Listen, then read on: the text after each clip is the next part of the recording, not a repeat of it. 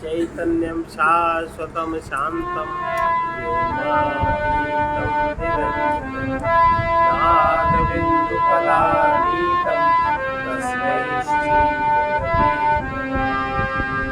सर्वमङ्गलमाङ्गल्ये शिवे सर्वार्थसाधिके शरण्ये त्र्यम्बके गौरी नारायणी नमोस्तुते।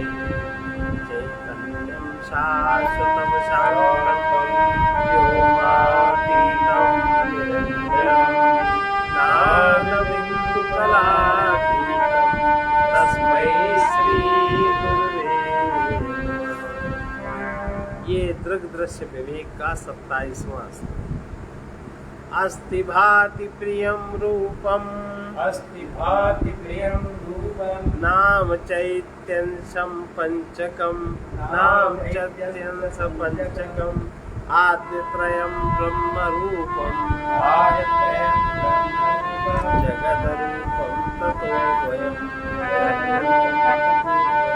अस्ति भाति प्रियं रूपम् अस्ति भाति प्रियं रूपं नाम चैत्यंश पंचकम् आद्यत्रयं ब्रह्म रूपम् आयत्रयं ब्रह्मरूपं जगद्रूपं ततो द्वयम् जगद्रूपं ततो अस्ति माने अस्तित्व, भाति माने चैतन्यता और प्रिय माने आनंद। ये नाम और रूप ये 5 अंश हैं जगत। अस्ति माने हर वस्तु का अस्तित्व है, भाति हर वस्तु में चैतन्यता है, जिससे चैतन्यता जुड़ी तभी जगत चलता है। और प्रिय आनंद स्वरूप और नाम और रूप ये जगत का हिस्सा है। प्रथम 3 तो ब्रह्म रूप है और शेष 2 जगत रूप माया रूप। हम जो कुछ देखते सुनते हैं जानते हैं उसका विश्लेषण करने पर हमें उसके 5 लक्षण दिखाई देते हैं। उसका पहला लक्षण है अस्तित्व। संसार की हर वस्तु में अस्तित्व अवश्य है, तभी हम उसके होने का ज्ञान हमें होता है। जैसे अस्ति माने होना है और अस्तित्व का अर्थ है होनापन या हैपन। मेज है, कुर्सी है, घड़ी है, घर है। इन वाक्यों में है का प्रयोग सूचित करता है कि वस्तु का अस्तित्व है। वस्तु का अस्तित्व तो होता ही है, उसके अस्तित्व का भान भी होता है। वस्तु का प्रकाशित होना उसकी चैतन्यता का सूचक, उसमें चैतन्य ग्रहण करने की सामर्थ्य है। इसलिए कहते हैं कि वस्तु का दूसरा गुण भाति है, चैतन्यता है। भाति का अर्थ है भाषित होना।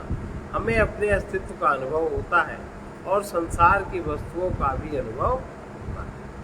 हम अपने में जिस अस्तित्व का अनुभव करते हैं वही अपने को सबसे अधिक प्रिय है।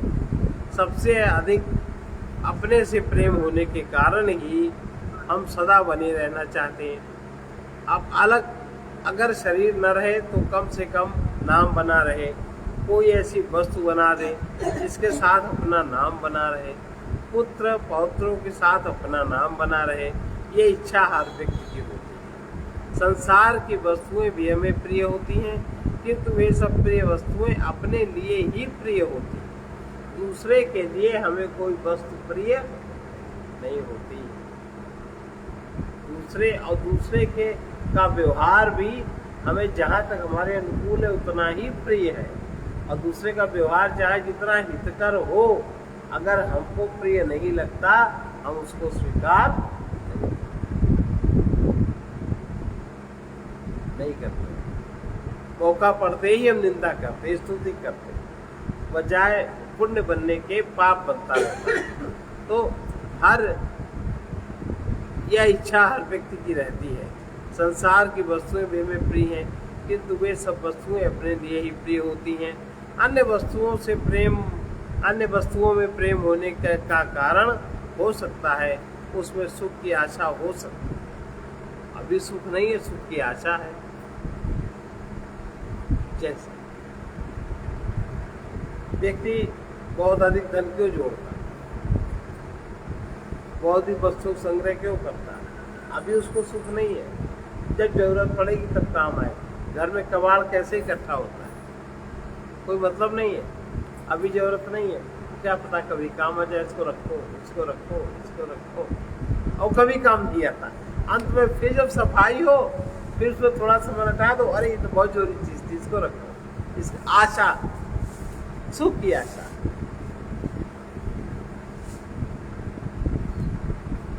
तो जैसे बहुत सारे लोग जो नहीं धन वाले गड्डियां रखते हैं बिस्तरों में, बेड में, एकदम से नोटबंदी हो गई और बेकार, सारी कोशिश कर ली, तुरंत उससे वृत्ति हट गई। जो वृत्ति थी काम आएगा, जरूरत पड़े पे काम आएगा, ये करेंगे, वृत्ति सारी कल्पना हट गई, किसी तरह इसका मूल्य मिल जाए। और जब कोई मूल्य नहीं मिला और संबंध कितने जल्दी टूटा, हमारे लिए उपयोगी न रही कोई वस्तु, हमारे लिए उसका उपयोग न रहा, हमें उससे सुख न मिला, तो तुरंत संबंध टूट गया। संबंध यही तो भोग है, इसी को भोग कहते हैं कि हर वस्तु अपने सुख के लिए उसको रखना, यही भोग है। तुरंत संबंध टूट गया कि नहीं? या अब ये व्यक्ति हमारे काम नहीं आ सकता, या हमने इस व्यक्ति से ये आशा करी, ये हमारे काम नहीं आए, हमारा काम नहीं बनाएगा, अब उससे एकदम संबंध टूट गया।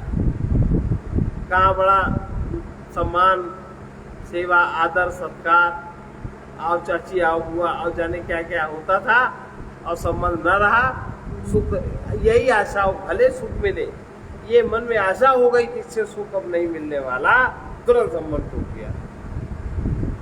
तो हमें सुख मिलता रहे, हम जहाँ सुख मानते हैं, हमारी सुख की इच्छा पूर्ति होती रहे, वो संबंध नहीं होता, वो केवल उसको स्वार्थ कहते हैं, विषय भोग होता है।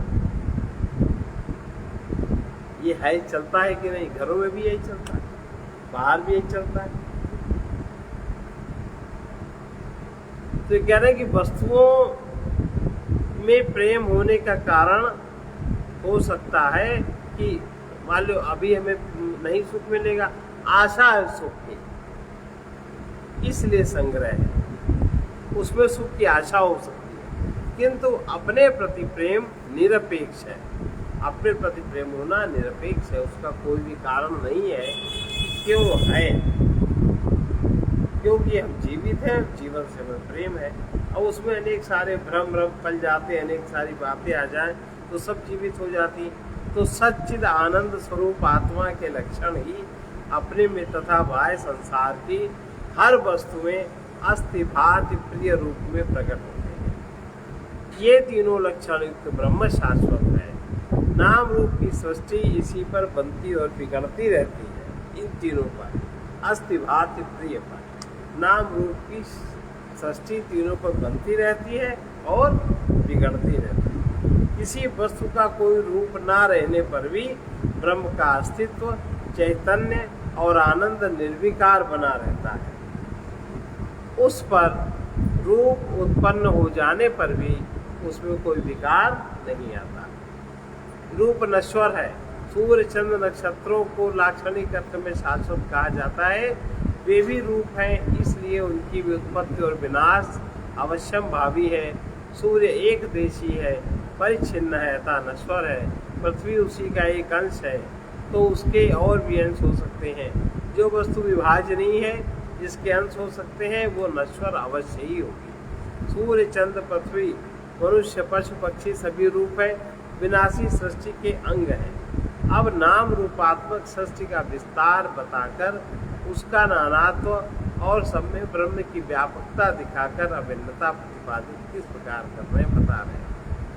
कवायमग्निर्जलोर्विषु, कवायमग्निर्जलोर्विषु, देवगिरिअङ्गरादिषु, देवगिरिअङ्गरादिषु, अभिन्ना सच्चिदानन्दा, अभिन्ना सच्चिदानन्दा, विद्येते रूप रूप नामनी। देते रूप नाम। आकाश, वायु, अग्नि, जल, पृथ्वी, देवता, पशु, मनुष्य आदि में सच्चिदानंद अभिन्न है। माने जितनी भी सृष्टि है सब में सच्चिदानंद अभिन्न है। इसीलिए अपनी कल्पना का व्यवहार भिन्नता पूर्वक नहीं करना चाहिए। इसीलिए सत्य धर्म का पहला लक्षण बताया गया, सत्य होकर रहना चाहिए। किंतु नाम और रूप सब भिन्न भिन्न है। पांचों तत्व आकाश, वायु, अग्नि, जल, पृथ्वी, देवता, पशु, मनुष्य आदि सब में सच्चिदानंद भिन्न है, किंतु नाम और रूप भिन्न भिन्न है।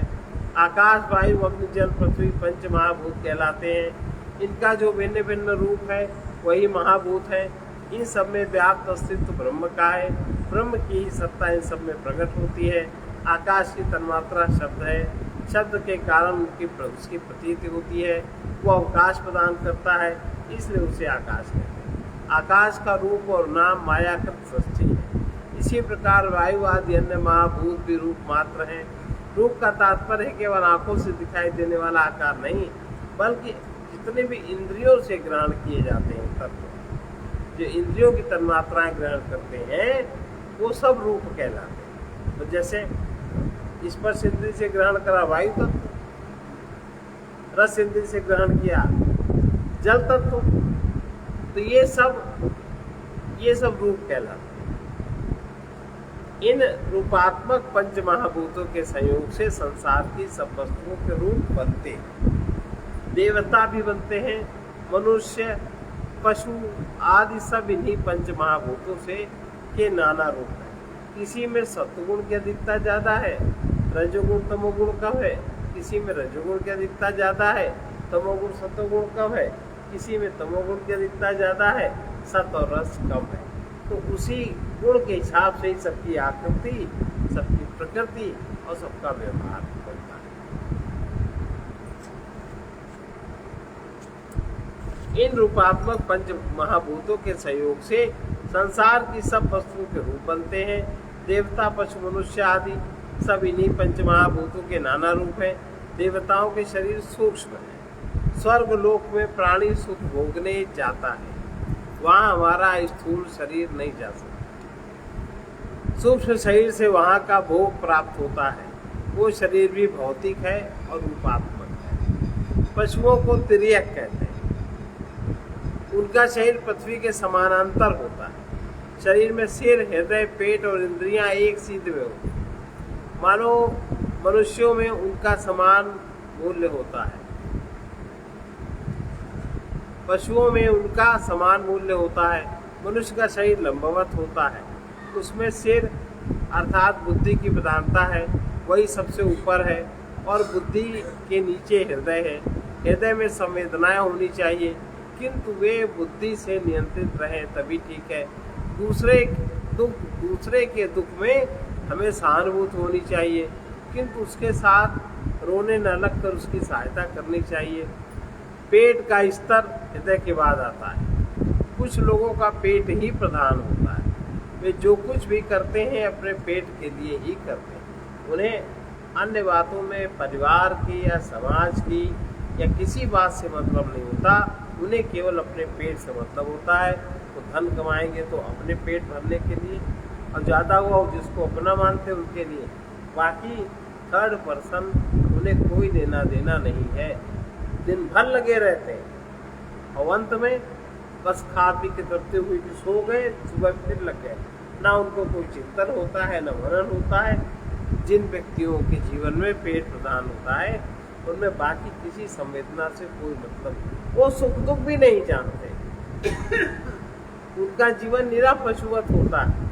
आहार, निद्रा, भय, मैथुन जो पशुओं में है वो उन मनुष्यों में होता है और उनकी जिंदगियां करती है। धर्म और नैतिकता इसकी सबसे बहुत दूर बात है, कुछ नहीं समझते।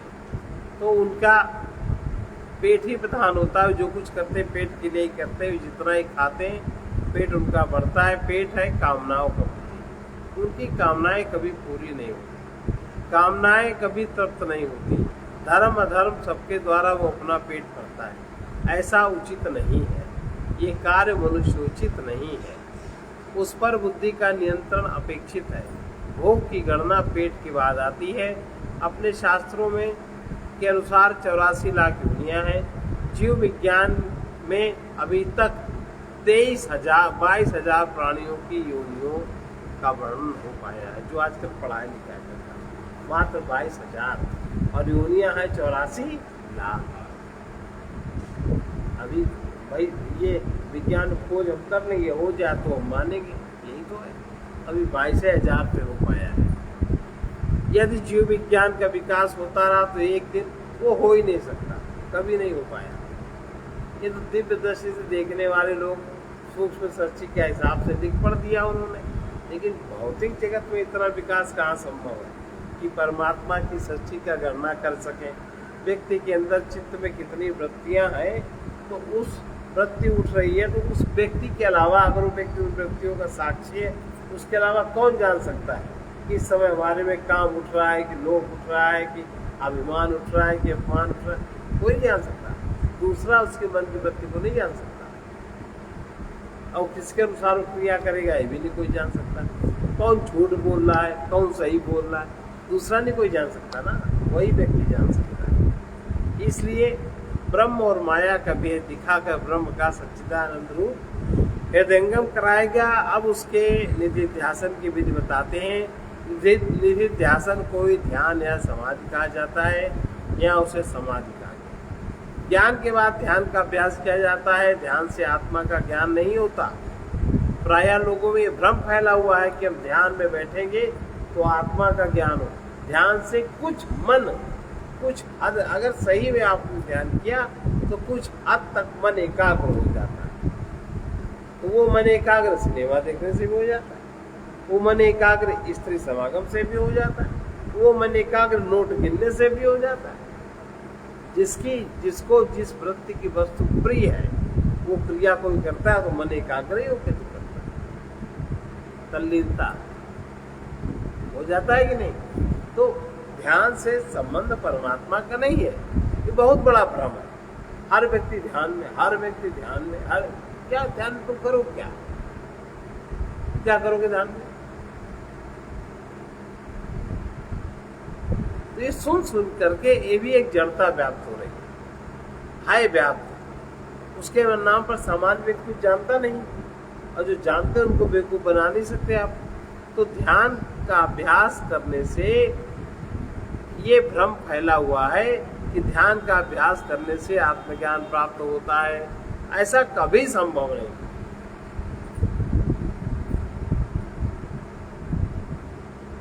किसी भी अज्ञात वस्तु का ध्यान किया ही नहीं जा सकता। जब परमात्मा को देखा नहीं, जाना नहीं, सुना नहीं, समझा नहीं, तो उसका ध्यान आप करिएगा कैसे?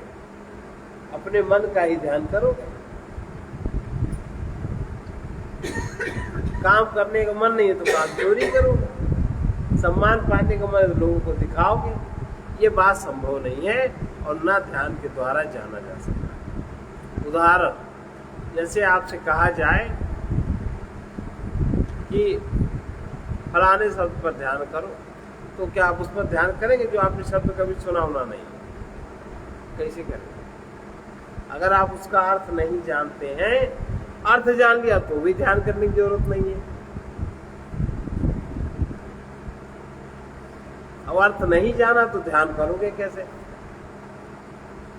ध्यान से अर्थ तो प्रकट नहीं होता।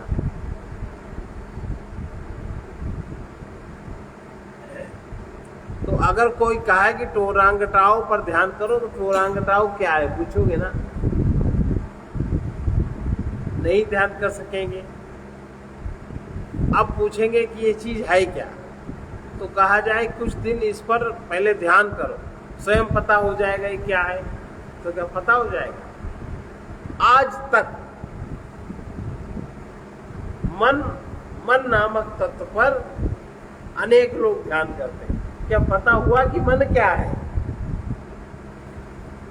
अगर मन का पता हो गया होता तो हमने मन का उपयोग करना सीख लिया होता। तो मन हमारा उपयोग करता है कि हम मन का उपयोग करते हैं? मन में उत्पन्न हुई वृत्तियां हमारे सारी चेतना का उपयोग करती हैं। बस इतना ही तो है कि चित्त प्रतिबिंब से वो वृत्ति ऐक्य है, चैतन्य का प्रतिबिंब से वो वृत्ति जुड़ जाती है, और आपका शरीर भी चैतन्य के प्रतिबिंब से जुड़ा, मन बुद्धि चित्त अहंकार भी जुड़ा, तो वो एक वृत्ति उससे जुड़ जाती है, और वो वृत्ति आपके सारे संस्थान पे कब्जा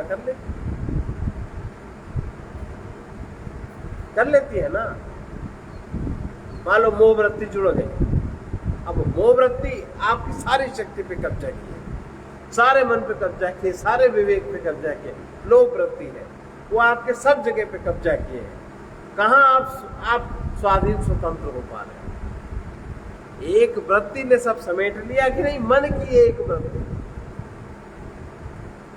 केवल वो चैतन्य प्रतिबिंब से जुड़ गई, और इस तरह आपके साथ बहुत सारी शक्तियां, बुद्धि की शक्ति है, आत्मा की शक्ति है, विवेक की शक्ति है, वो कहाँ शासन कर पा रही है?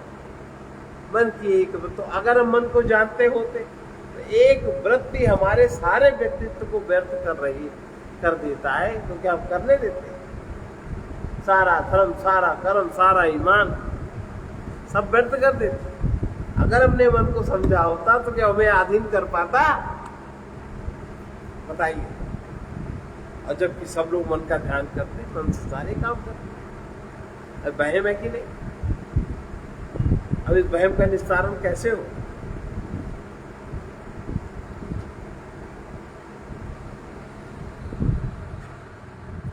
हमारे मन में छल कपट दंभ है, झूठी वृत्ति है, वो हमारे पीछे जन्म के संस्कार के कारण है, वो हमें कर्म भोग करना है। तो वर्तमान में सब कुछ शुभ सुंदर होने के बावजूद भी उस वृत्ति की कालिमा सब में फैल जाती है, और वो वृत्ति हमसे दुष्कर्म करवा देती है, निंदा, घृणा, चोरी, छिपाव करा देती है, और स्थान ऐसा कुछ करने लायक नहीं है। सब शुभ है, सब सुंदर है, परिस्थिति ऐसी कुछ करने लायक नहीं है, करा देती है कि नहीं? वो पाप, पिछले पाप ने अगला फिर पाप करा दिया, अब वही पाप और सघन हो गया, अब फिर अगला वही भोगना पड़े। तो उस वृत्ति में आप ही तो बंधे हो, आपकी सारी एनर्जी बंधी है। आप कहते हो मनुष्य जन्म है, मनुष्य जन्म बेकार हो जाता, मनुष्य जन्म बेकार हो जाता है, जिसमें सदकृत्य करना चाहिए, सेवा करना चाहिए, दान करना चाहिए, लोभ रहित होने की चेष्टा करनी चाहिए, परमात्मा की सच्ची का प्रेम संपादन समझना चाहिए। उन सब बातों की जगह हम कर क्या रहे? पिछले पाप ने अगला पाप हमें फिर करा। पाप का बीज पाप ही कराएगा, लोभ का बीज लोभ ही बढ़ाएगा, काम का बीज काम ही बढ़ाएगा, अभिमान अज्ञान का बीज अज्ञान ही बढ़ाएगा। हम कहाँ सावधान हो पाए? हम कहते हैं मन में ध्यान करते, क्या हम मन को समझ पाए? अब हमने समझ लिया तो हम बता रहे, लेकिन आप कहाँ समझ पाए? उसी के अनुसार आप चल रहे, वही भय, वही लोभ, वही चिंता, वही शांति, वही दुख चल रहे, तो कहाँ समझ पाए? कहाँ ध्यान करते? अब पूछो तो सुबह ध्यान करते, आधा घंटा प्राणायाम करते, सब करते, फिर ये सब क्या है? सुंदर जीवन होना चाहिए, पाप न बने ऐसा होना चाहिए, पुण्य कृत्य होना चाहिए। और लेकिन प्राणी प्रतीक्षा भी नहीं करना चाहता। जैसे किसी का विवाह नहीं हो रहा है और उसके विवाह में पंडित जी ने कह दिया भाई इसका तो वो विवाह का हिसाब किताब गड़बड़ है, अब आदमी हाथ धो के बैठ गया, गड़बड़ी है, तब हम क्या करें? जबकि इसका उत्तर ये है कि मनुष्य जीवन है, मनुष्य जीवन में व्यक्ति जो चाहे सो कर सकता है। अगर वो लगन से लगा रहेगा तो जहाँ तक उसका प्रारब्ध भोग था, 19 वर्ष तक विवाह नहीं होना लिखा है कुंडली में, उसके बाद कुछ नहीं लिखा, तो 19 वर्ष के बाद का आप जो प्रयत्न करोगे उससे पुण्य संचित होगा, वो कर्म हो जाएगा। लेकिन उसी में उकता गए, ये कोई बताने वाला मिला, अरे लिखा ही नहीं है, वो पंडित जी ने कहा है कि ऐसा होगा 2 साल, अब होएगा तो होएगा तब जब तुमने बीज बोया कि 5 साल में इसमें फल होएगा, और तुमने पानी डाला ही नहीं, तुमने खाद डाली ही नहीं, तुमने उसको गुड़ाई करी ही नहीं, तो 5 साल में बीज वो रहेगा कहाँ, सूख जाएगा। तो बीज डालने के बाद अगर उसके परिणाम की आशा है तो उसमें निरंतर प्रयत्न करना पड़ता है, तब वो चीज होती है। कहीं कोई बीमारी है 5 साल बाद ठीक हो जाएगी, तो ऐसे नहीं तुम बैठ गए, तुमने उसका प्रयत्न करना छोड़ दिया, तब नहीं ठीक होगी, तब तो अपना पूरा भोग कराएगी।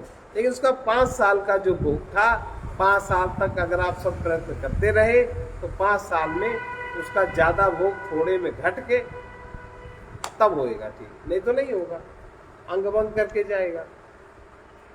ठीक हो, पूरा उसकी क्रिया हो गई, फैल गया वो बीमारी, तो थोड़ी होगी।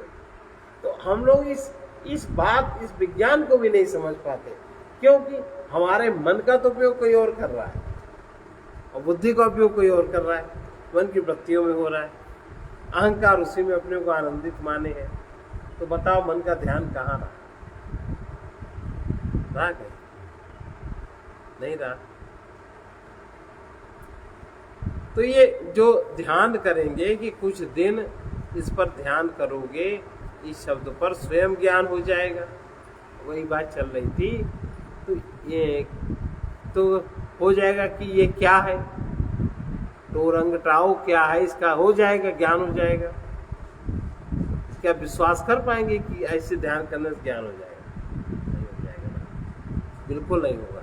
इसी प्रकार आत्मा को बिना भली भांति जाने आप उसका ध्यान नहीं कर सकते हैं। अभी जरूरत का, अभी जरूरत है नहीं, जिस दिन जरूरत होगी उस दिन कहाँ जरूरत, आगे जरूरत हो तो सुनते हो याद रहना चाहिए, इतनी एकाग्रता से सुनना चाहिए, इतने धैर्य पूर्वक सुनना चाहिए। ये सब चीजें कहाँ है? हम तो मान लो बैठ के कहते हैं तो हम तो एक आसन में बैठे भी रहते हैं, और तुम्हारे कितने आसन बदलते हैं। अभी तो इतने अभ्यास नहीं है कि 1 घंटा एक आसन में बैठे रह सके। कुछ नहीं है, करते क्या हो, करने के नाम से कुछ नहीं करते, अहंकार की पूर्ति होती है। तो ये इसी प्रकार आत्मा को बिना जाने भली भांति जाने उसका ध्यान नहीं हो सकता। ध्यान के नाम पर चुपचाप बैठकर मन को इधर उधर दौड़ाते रहते हैं, बाद में कहते हैं ध्यान में मेरा मन एकाग्र नहीं होता। इसलिए आत्मा और ब्रह्म की एकता, उसका सच्चिदानंद रूप बताकर सबसे पहले उसका परिचय कराया गया। उसके बाद ही आत्मा का ध्यान करने की विधि बताते हैं।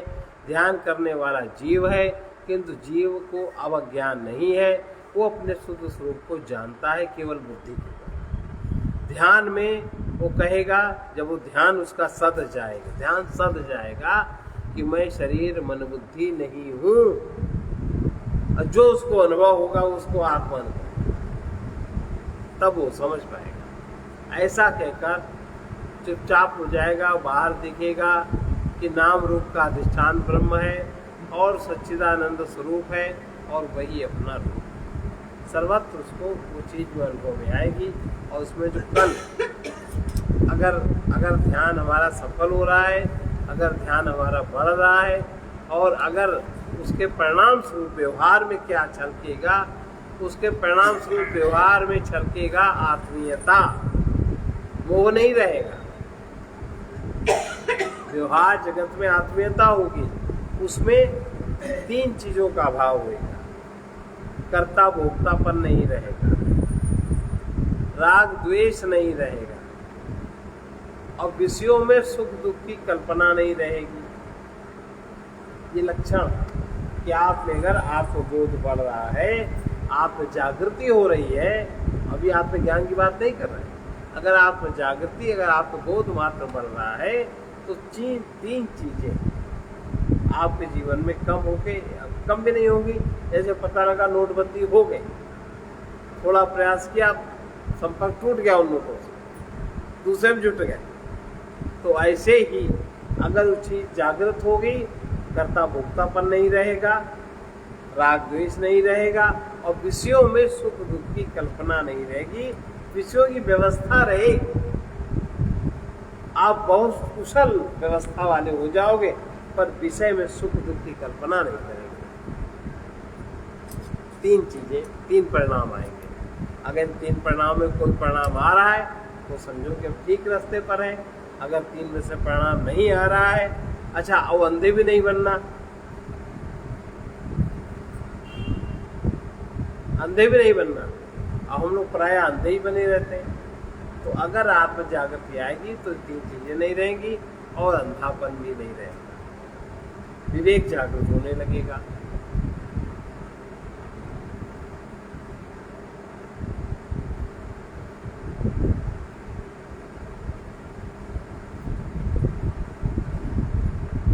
तो नाम रूप का अधिष्ठान ब्रह्म है, वो सच्चिदानंद स्वरूप है और वही अपना स्पष्ट रूप से आत्मा का स्वरूप समझ में जब तक ना आ जाए तब तक सावधानी से ये बात अवश्य ही समझनी चाहिए, सुनते रहना चाहिए। ज्ञान संशय रहित होना चाहिए, श्रद्धा संशय रहित होनी चाहिए, विश्वास संशय रहित होना चाहिए। और हम लोगों का सब डगमग है, श्रद्धा भी डगमग है ना, ज्ञान भी डगमग, विवेक भी डगमग। केवल हम अपने आप पेट आगे रखे हैं, पेट में अगर कोई कुछ भी डाल दे भर जाए तो वही वस्तु, तो बड़ा अभी नीचा जीवन है। इसके लिए संशय रहित ज्ञान होना चाहिए, संशय रहित विचार होना चाहिए, संशय रहित विवेक होना चाहिए। अब स्पष्ट ज्ञान जब हो जाता है, स्पष्ट ज्ञान होने पर वो भी सदा नहीं रहता। पूर्व अभ्यास होने के कारण हमारे मन की ग्रंथियों से शरीर का तादात्म्य हो जाता है। मन की ग्रंथियों से शरीर का तादात्म्य होता है, वो इसी को तो आदत कहते हैं, नशा कहते हैं। और दुख का अनुभव होने लगता है। बाद में याद आता है कि नहीं हम तो आत्मा है, हमें सुन रहे थे, हम असंग हैं, हमें दुख कैसे हो सकता। लेकिन ये बात होती थोड़ी ना जब तक आप वहाँ से ना आते। पुरानी आदत छोड़ने के लिए ध्यान का अभ्यास किया जाता है, आदत सुधारने के लिए ध्यान एकाग्रता का अभ्यास किया जाता है। उससे जो शक्ति प्राप्त होती है उससे उस पर प्रहार किया जाता है। अब कोई प्रकार की अगर आदत है, अब आदत में या तो आप इस तरह का अभ्यास करो या आप उस तरह का दान करना शुरू कर दो। अगर आलस है, सेवा करना शुरू कर दो और सेवा बदले कुछ ना चाहो। अगर खाने पीने का बहुत लालच है, स्वादासक्ति है, तो जिन वस्तुओं में स्वाद की आसक्ति है वो वस्तुएं दूसरे को देना शुरू कर दो, दान करना शुरू कर दो। तुम्हारी आसक्ति छूट जाएगी बहुत जल्दी। और इसे तुम आदत पे विचारे करते रहो, नहीं छूट पाएगी, कहीं छूट पाती हो। और ऐसे वस्तु आप दूसरे को देना शुरू कर दो, आसक्ति छूट जाएगी। धन में बहुत लोभ है, आप देना शुरू कर दो, थोड़ा ही सही, लोभ छूट जाएगा। देने का अभ्यास बनेगा ना, तो वो ग्रंथि है छूट जाएगी, छूटने लगी। मोह बहुत है तो मोह में सेवा करो, उसके बदले कुछ न चाहो, वो छूटने लगेगा। तो ये सब ट्रिक्स है। तो उन अगर ट्रिकों का आप प्रयोग नहीं करते तो फिर नहीं होता। ध्यान करने से विपरीत भाव वासना जो बन रखी है, ध्यान करने से क्या क्या होता है कि पुरानी आदत छोड़ने के लिए ध्यान का अभ्यास करना चाहिए। ध्यान करने से विपरीत वासना समाप्त होती है, फिर ज्ञान दृढ़ हो जाता है और सदा के लिए दुख शोक भय से छुटकारा। ध्यान किसी दिव्य ज्योति को देखने के लिए नहीं किया। दिव्य ज्योति तो तब दिखती है हमारे प्राण में कोश शुद्ध होता है, अन्न में कोश शुद्ध होता है, अन्न में कोश शुद्ध है, प्राण में कोश शुद्ध है, तो हमें प्रकाश दिखेगा।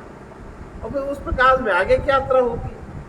और वह प्रकाश प्राण में कोश हमारा शुद्ध नहीं है तो नहीं दिखता। प्राण में कोश माने हमारे प्राणों का स्थगन, जो शरीर और आत्मा का जोड़ है वो किस केंद्र पर है,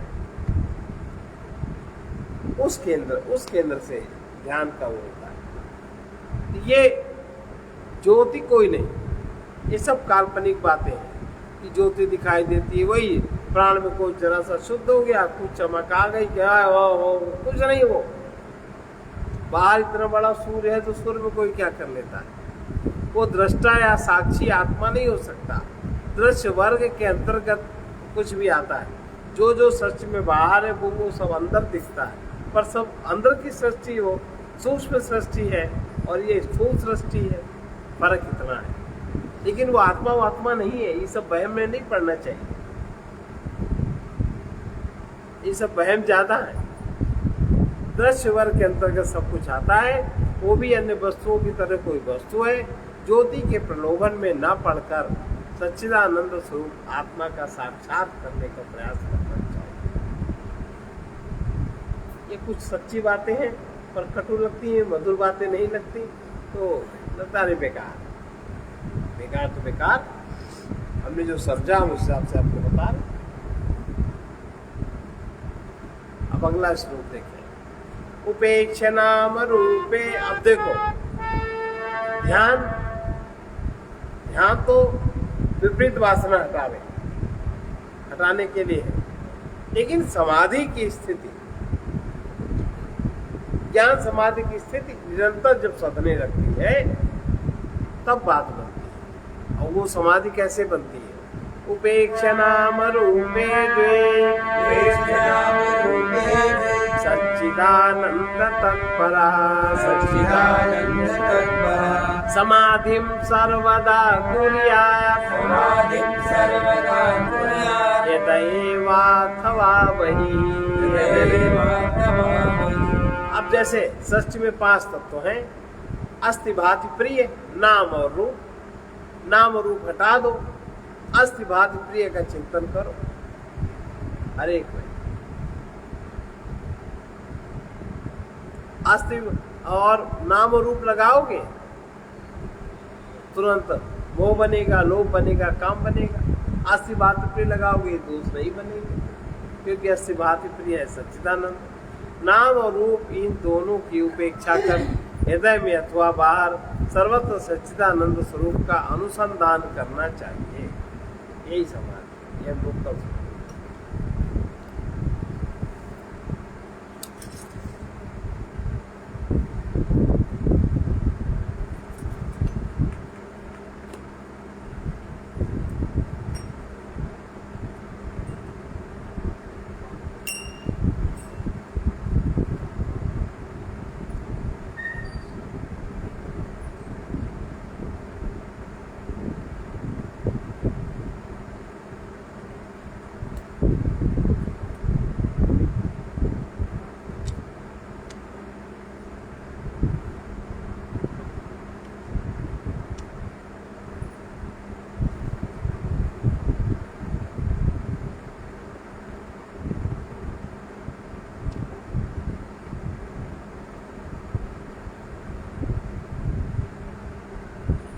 हरे मन परमेश्वर का सुमिरन बारंबार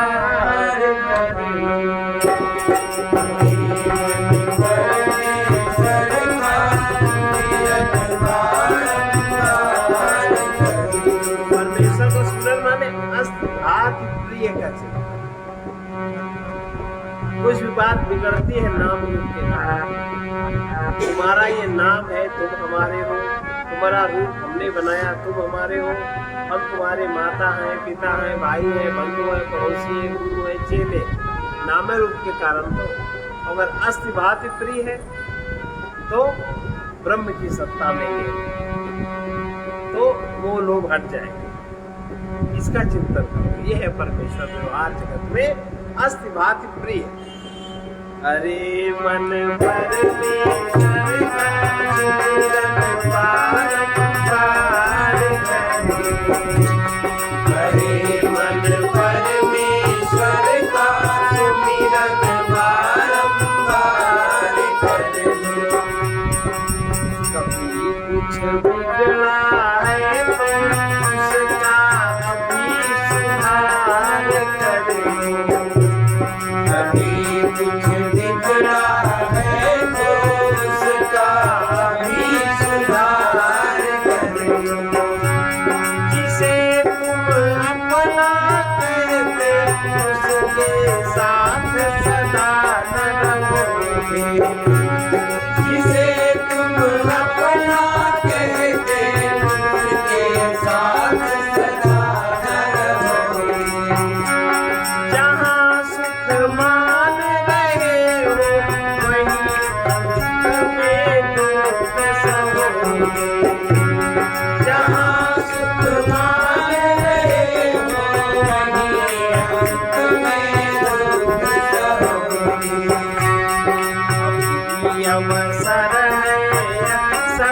संगत से गुरु ज्ञान गवाए। अभी अवसर है यदि सत्संगत से गुरु ज्ञान गवाए। मुक्ति मिल जाएगी जब तुम इस जग से कुछ मुक्ति मिल जाएगी जब तुम इस जग से कुछ न छोड़ोगे। मृत्यु आने के पहले जीवन का उद्धार करो। मृत्यु आने के पहले जीवन का उद्धार देखो यार, करो। जितने लोग बैठे लोग 60-65 से ऊपर के हैं, हम ही उसके नीचे हो सकते हैं। सब 60-65 के ऊपर है के तो है, कोई 70 के हैं, कोई 72 के हैं, कोई 75 के, कोई 68 के। इतना समय बचा है यहाँ से जाने में। 2 साल में 1 साल सो जाओगे, उसके आधे साल में खाने पीने व्यवहार में चला गया। क्या बचा? 85 साल जीना, किसी को 86 साल जीना, मुश्किल से 10-15 साल में 6-7 बहुत कम समय है। और उसके बावजूद हम लोग प्रपंच में पड़े। बोल मिल जाए तो साला दूसरे को जितना जी भर करिए है, जितना समेटे मिल जाए अंदर बाहर सब धराएं। मतलब ये वृत्तियां आप देखिए। और जाने का समय आ रहा है, 17 वर्ष की उम्र हो रही, 75 की हो रही, झगड़े मानसिक द्वंद्व कितना बचा पड़ा है, जबकि इस समय निर्द्वंद होना चाहिए। अभी अवसर है अति सत्संगत से गुरु ज्ञान गवाए। अभी अवसर है यदि सत्संगत से गुरु ज्ञान गवाए। मुक्ति मिल जाएगी जब तुम इस जग से कुछ न कहोगे। मुक्ति मिल जाएगी जब तुम इस जग से कुछ न कहोगे। मृत्यु आने के पहले जीवन का उद्धार करो। मृत्यु आने के पहले जीवन का उद्धार का क्या मतलब है?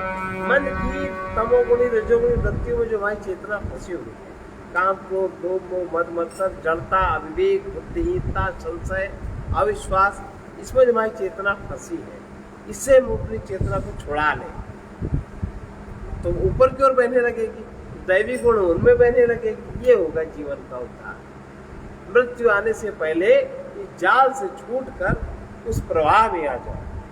जीवन प्रवाह है प्रेम से ही बहिए, जाहि विधि राखे प्रभु ताहि विधि रही।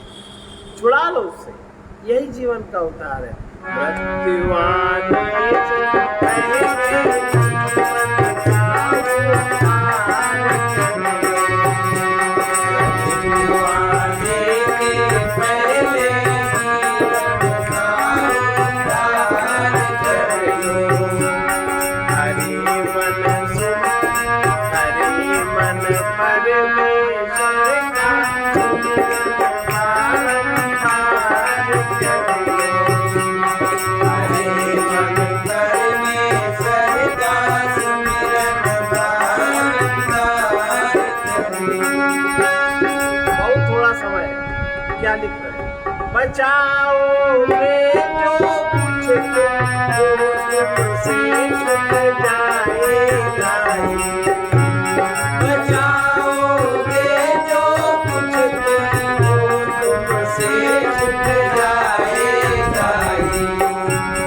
अहंता ममता वश यदि होगा पाप लुटाएगा। अहंता ममता वश यदि होगा पाप लुटाएगा।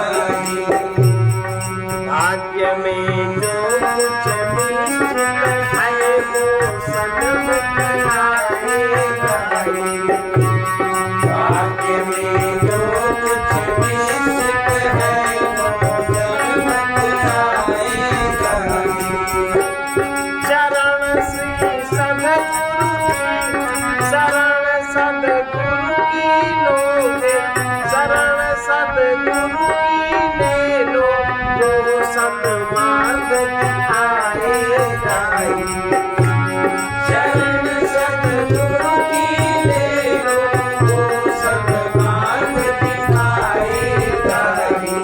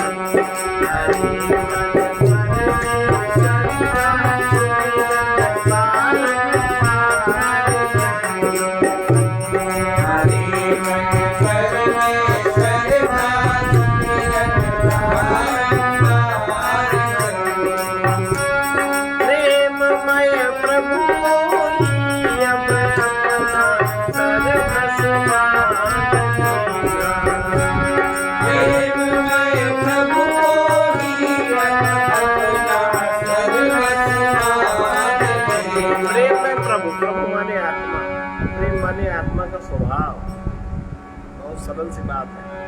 आत्मा का जो स्वभाव है प्रेम है, उसको ही अपना सर्वस्व मान लेना, माने आत्मीयता पूर्वक व्यवहार करना, जगत द्वेष पूर्वक व्यवहार न करना, अहंता ममता पूर्वक न करना, यह है अपना मान लेना। प्रेममय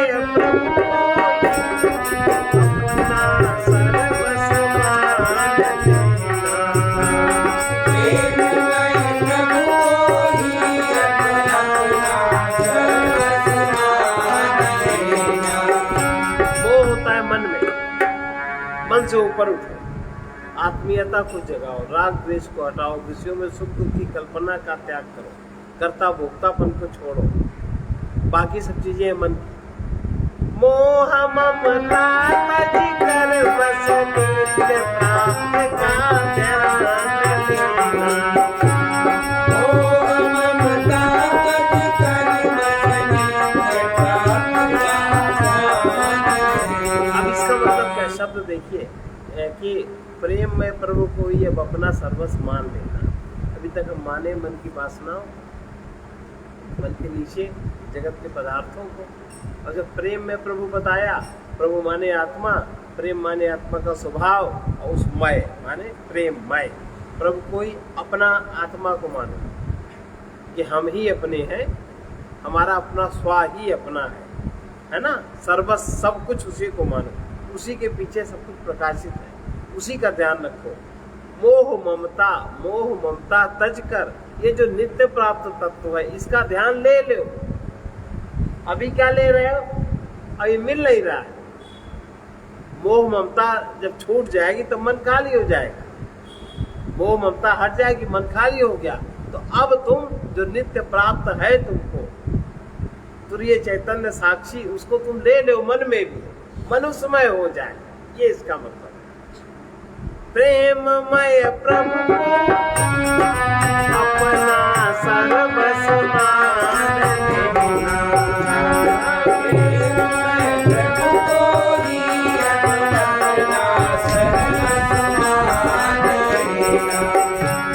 मोह ममता तज कर बस नित्य प्राप्त का ध्यान देना।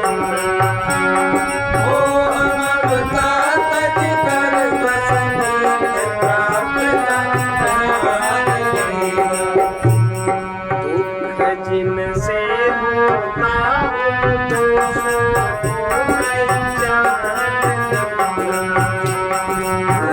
जिनसे होता उन दोषों को मैं जान दूँ।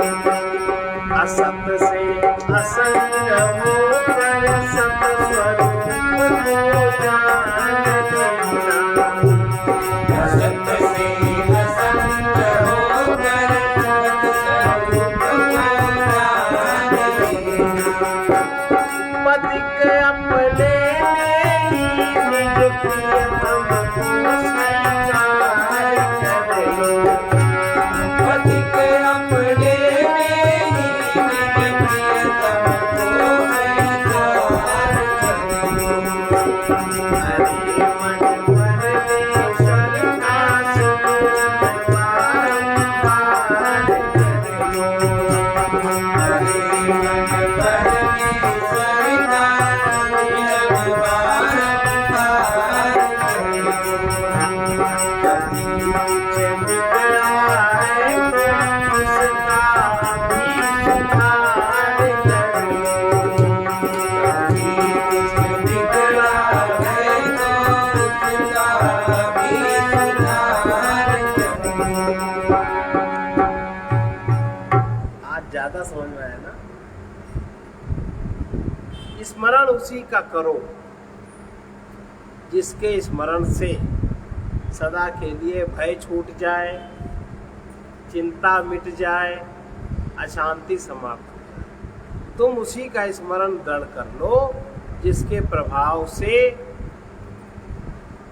दोष मिटते जाएं, अपने आप तुम्हें पता ही न चले। जिसके प्रभाव से उसी का स्मरण दृढ़ करो, तो उस स्मरण के आते ही दोष अपने आप मिटते हैं और सद्गुण बढ़ते जाएं। दोष बढ़ेंगे, सद्गुण घटेंगे, सद्गुण बढ़ेंगे।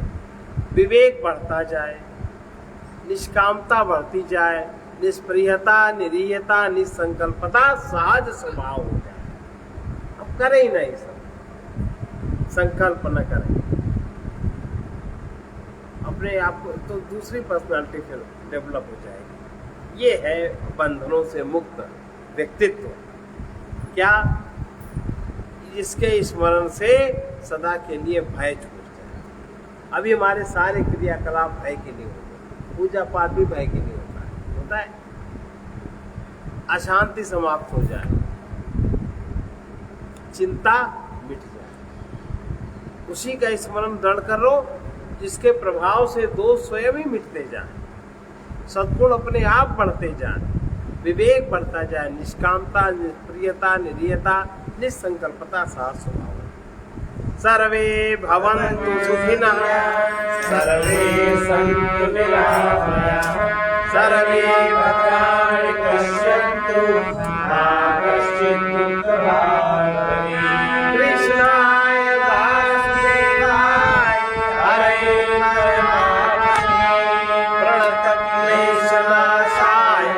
गोविन्दाय नमो नमः। उग्रवीर महाविष्णु